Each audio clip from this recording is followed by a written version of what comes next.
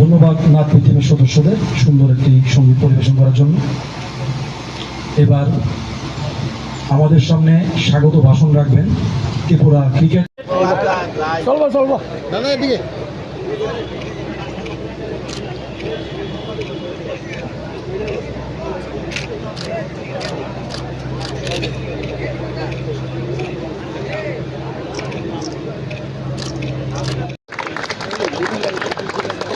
পরবর্তী ক্লাব সংহতি vice captain মহির্নব Laskar. আজকে প্রথমবারের মতো ত্রিপুরা ক্রিকেট অ্যাসোসিয়েশন একটা টুর্নামেন্ট শুরু করতে যাচ্ছে। যে টুর্নামেন্ট আজকে একটা উদ্বোধনী অনুষ্ঠান, কাল থেকে টুর্নামেন্ট শুরু হবে।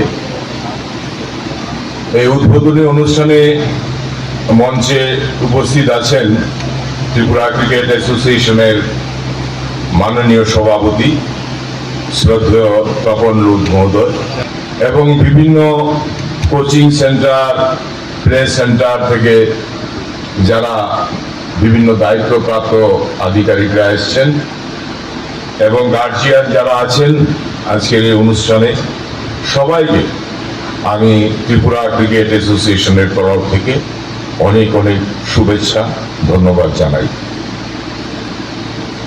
আপনারা জেনে খুশি হবেন যে এই যে নতুন একটা টুর্নামেন্ট, এই টুর্নামেন্টটা অ্যাকচুয়ালি এই আন্ডার-19 ন্যাশনাল, যেখানে ওয়ানডে ম্যাচ হয়, যেখানে ডেইজ ম্যাচ হয়, ওটার যদি একটা প্রিপারেশন বলতে পারেন যে এই আন্ডার-18 যে সম্ভাবনাময় ছেলে সারা ত্রিপুরা রাজ্য থেকে যারা আগরতলা শহরের 14টা ক্লাবে পারফর্ম করবে, ওদের পারফরমেন্স ভিত্তিতে আমরা আগামী দিন মানে এই নেক্সট ইয়ার, এই কারেন্ট ইয়ারই বলতে পারেন যে ন্যাশনাল টুর্নামেন্ট অনুষ্ঠিত হবে, সেখানে আমরা বাছাই পর্ব করতে পারব।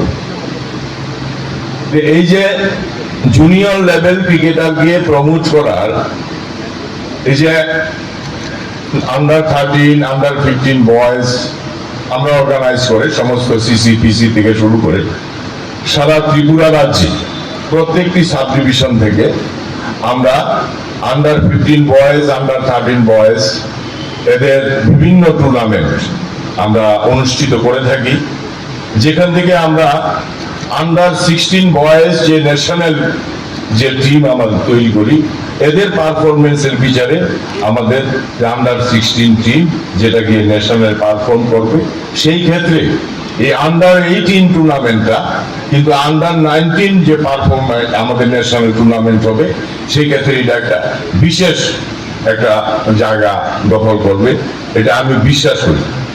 কারণ আজকে সভাপতি শ্রী তপন রুদ মহোদয় স্যার, সবাই একটু জোরে হাততালি দেবেন। এটাও ক্রিকেটের অঙ্গই যে ত্রিপুরা ক্রিকেট অ্যাসোসিয়েশনের পক্ষ থেকে এই ধরনের উদ্যোগ নেওয়া হয়েছে।